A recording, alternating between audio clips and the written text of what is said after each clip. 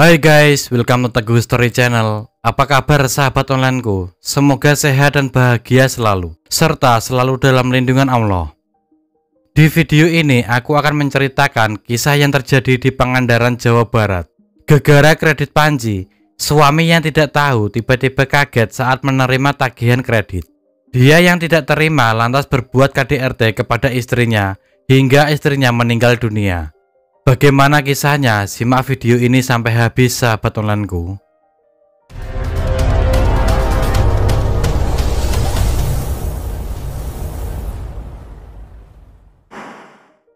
Panci merupakan alat yang digunakan untuk memasak sehari-hari. Semua orang pasti memiliki yang namanya panci.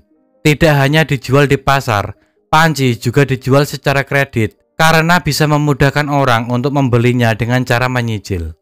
Perkreditan panci, alat-alat masak lainnya sudah ada sejak lama, bukan di era sekarang saja.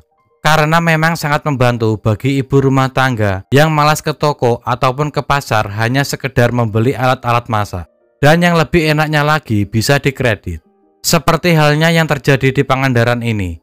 Seorang ibu rumah tangga membeli panci dengan cara kredit. Akan tetapi, dia tidak memberitahu suaminya perihal kredit panci itu. Hingga suatu hari sang suami menerima tagihan kredit tersebut. Dan betapa kagetnya dia saat menerima tagihan itu. Dia lantas bertanya kepada istrinya dan membuatnya marah. Seketika dia langsung berbuat KDRT kepada istrinya dan membuat istrinya kehilangan nyawanya. Diketahui pasutri tersebut bernama Ade Ahdia dan Kiki Karwi.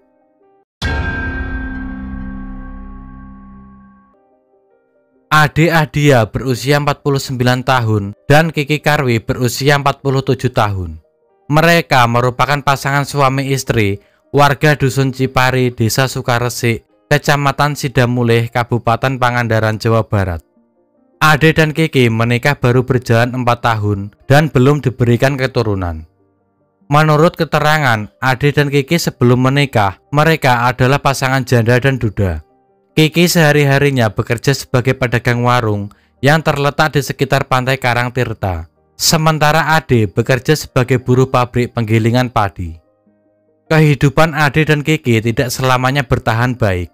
Di samping masalah ekonomi, Ade juga merupakan seorang yang memiliki temperamental yang tinggi. Hal ini terbukti dengan adanya peristiwa naas yang menimpa istrinya Kiki. Selain itu, Ade juga jarang memberikan uang kepada Kiki. Dan uangnya selalu diberikan kepada anaknya dari pernikahan Ade yang sebelumnya. Sebagai pedagang warung, memang diperlukan banyak sekali alat-alat masak, seperti panci, piring, dan perabot lainnya. Untuk melengkapi alat-alat dapur, tidak harus membelinya secara cash, bisa juga dengan kredit. Seperti halnya yang dilakukan Kiki ini. Dia kredit panci pada seseorang. Namun sayangnya dia tidak izin terlebih dahulu kepada suaminya, sehingga membuat suaminya murka. Diketahui Kiki tengah mengangsur panci sebanyak 10 kali dengan cicilan 130.000 per bulan dan baru 6 kali diangsur. Awalnya Ade tidak mengetahui hal itu, hingga suatu saat datang si penagih itu ke rumahnya dan bertemu dengan Ade.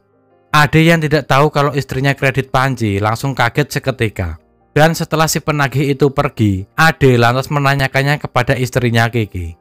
Kiki pun membenarkan kalau dirinya kredit panci selama 10 kali dengan cicilan 130.000. Mendengar pengakuan dari istrinya, Ade lantas marah kepada Kiki. Kiki yang tidak mau berselisih dengan suaminya, dia lalu keluar rumah berniat meninggalkan suaminya. Ade yang merasa diabaikan dan tersinggung, kemudian mengejar Kiki dan menarik tubuhnya hingga Kiki terjatuh. Bukannya nolongin istrinya yang jatuh, Ade justru menyeret tubuh Kiki ke dalam rumah yang saat itu dalam keadaan lemas. Setelah Kiki diseret masuk ke dalam rumah, Ade malah meninggalkan Kiki tergeletak di lantai. Ade pergi naik motor menuju warung Nandar yang merupakan adik dari Kiki sekitar pukul 7 malam. Secara tiba-tiba Ade meminta kepada Nandar untuk ke rumahnya dan memeriksa kakaknya. Sesampainya di rumah, Nandar segera memeriksa kakaknya yang terbaring di ruang tengah. Dan betapa kagetnya dia saat mengetahui kalau kakaknya sudah tidak bernyawa lagi. Mendengar pernyataan Nandar, Ade pun juga kaget. Dia tidak menyangka bakal terjadi seperti ini. Berita kematian Kiki pun cepat menyebar kepada warga sekitar. Hingga akhirnya para warga pun berdatangan untuk melihat kondisi Kiki. Nandar dibantu warga kemudian melarikan Kiki ke rumah sakit RSUD Pandega Pangandaran. Selain itu, Nandar juga meminta kepada warga lainnya untuk mengamankan Ade. Setelah diamankan warga, keponakan Kiki bernama Edin lantas meminta Ade untuk menjelaskan kronologi kejadian yang membuat Kiki kehilangan nyawanya. Ade lantas menjelaskan kalau Kiki meninggal karena perbuatannya. Ade mengungkapkan kalau dirinya kesal dengan istrinya karena kredit panci tidak berunding dulu dengannya. Lalu saat Kiki hendak pergi, Ade menarik Kiki hingga tubuhnya tersungkur ke tanah dan kepalanya terbentur lututnya. Dia tidak mengira kalau istrinya bakal kehilangan nyawanya. Menurut Ade, istrinya Kiki dikira hanya pingsan. Setelah mendengar penjelasan Ade pun dilaporkan kepada pihak kepolisian dan Ade diamankan di Mapolsek Sidamulih untuk dimintai keterangan lebih lanjut. Dari hasil visum didapati luka lebam pada kepala sebelah kiri, punggung, tangan, juga kaki sebelah kiri. Diduga ada tindak kekerasan pada Kiki. Namun Ade membantah dugaan itu. Ade mengungkapkan dia tidak pernah melakukan kekerasan baik pakai benda tajam maupun tangan. Menurutnya istrinya itu mau kabur ke rumah adiknya. Kemudian dia menarik tangannya hingga Kiki terjatuh dan mukanya kena lutut. Kalau luka lebam di punggung, mungkin karena kena batu saat Kiki jatuh dan pingsan. Menurut Edin, keponakan Kiki, Pak Sutri itu memang sering bertengkar, tapi biasanya tidak lama kembali membaik. Biasanya pertengkaran didasari karena faktor ekonomi. Edin juga mengungkapkan kalau Ade sudah 3 kali melakukan KDRT kepada Kiki. Hal itu diungkapkan karena sebelumnya Kiki sering curhat kepada Edin perihal suaminya itu. Menurut Nandar, tidak ada saksi yang melihat kejadian yang mengakibatkan kakaknya meninggal. Saat dia datang, kondisi rumah tidak berantakan. Dia juga tidak menemukan tanda-tanda bekas perkelahian. Akan tetapi, sore hari sebelum kejadian, dia mendengar suara pintu rumah kakaknya dibanting setelah ada tukang kredit ke rumahnya. Nandar menduga kalau mereka bertengkar. Ade juga mengaku, semenjak menjalin hubungan rumah tangga dengan Kiki, sekitar 3 tahun lebih selalu diwarnai percekcokan. Menurutnya mereka bertengkar tapi tidak sering. Namun dalam setiap bulannya memang selalu ada percekcokan di antara mereka. Keributan di dalam rumah tangganya memang didasari keadaan ekonomi. Ade juga menyesali perbuatannya itu. Tapi mau bagaimana lagi, nasi sudah menjadi bubur.